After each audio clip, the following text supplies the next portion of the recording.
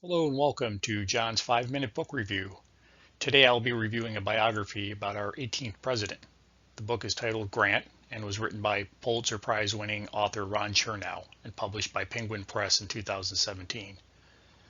Over the course of the next several minutes, I will briefly explain the book's organization, the content, and I'll finish with my impressions.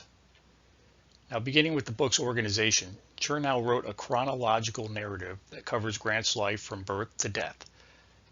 The book length is nearly 1,000 pages, broken up into 43 chapters, and Chernow dedicates most of his prose to Grant's time in the military and the presidency. In fact, Grant's earliest years, those before he went into the service, are covered in the first 20 pages. That leaves the rest of the book evenly split between Grant's military and post-military affairs. To help enhance the text, the book's front matter contains 7 maps relating to Civil War campaigns, and in the center of the book are 16 pages with 38 black and white illustrations. Chernow's book describes how a young Ulysses S. Grant left his home in Georgetown, Ohio for the U.S. Military Academy at West Point, then on to posts in Missouri, Michigan, Panama, and California, where he served as a junior officer in the United States Army Infantry. The reader first becomes acquainted with Grant's potential greatness during the chapters covering the Mexican War, and it's during this conflict that Chernow begins to build Grant's legendary persona that becomes so dominating in the Civil War years. I like that Chernow doesn't stray away from a controversial part of Grant's life, the battle with alcoholism. I've often read varying stories about Grant's drinking, some downplaying it and others ratcheting it up.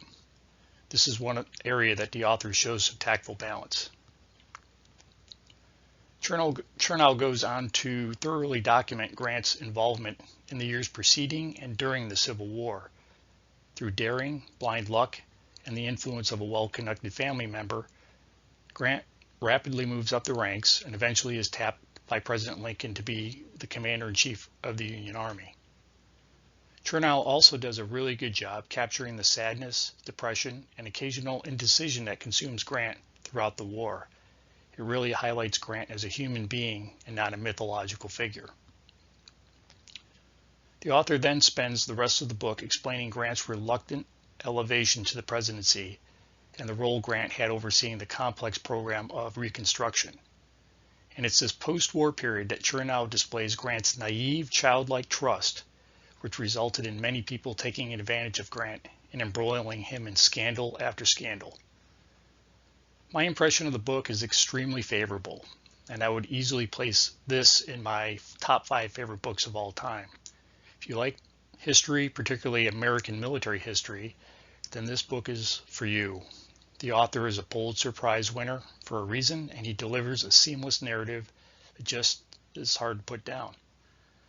The most lasting impression that I took away from this book is that Grant, to me, led an almost Forrest Gump type of life. When I say that, I'm referring to the character in the 1994 movie Forrest Gump, who found himself blindly walking into significant moments in history.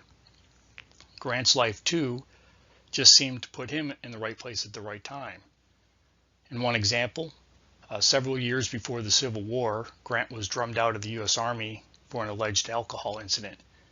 It appeared that his military career was over, but with the Civil War beginning, he joined the U.S. Volunteers at a much senior military rank than he had had in the regular Army, and situations occurred that allowed him to rise up through the ranks quickly. It's believed that had he not resigned his commission and had he remained in the U.S. Army, he probably would never have promoted much higher than the rank he had when he resigned. Likewise, Grant didn't really want to be president, but circumstances being as they may elevated him to that office twice. Once again, the book is phenomenal. If you want to buy a copy, the online markets are selling them in print, both hard and soft cover, new and used, and as an audiobook. However, I would suggest that you check with your local public library first to save a few dollars. Thank you for watching.